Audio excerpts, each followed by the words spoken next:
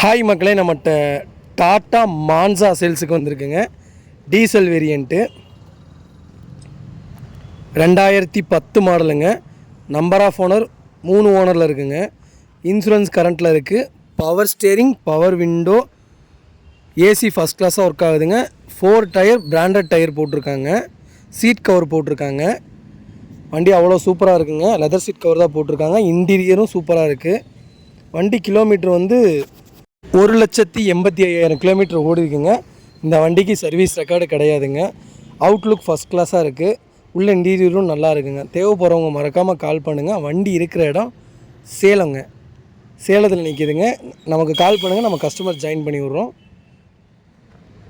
ரொம்ப ரொம்ப நன்றிங்க. மறக்காமல் நம்ம சேனலை சப்ஸ்கிரைப் பண்ணுங்கள். நிறைய பேர் திட்டிகிட்டே இருக்கீங்க.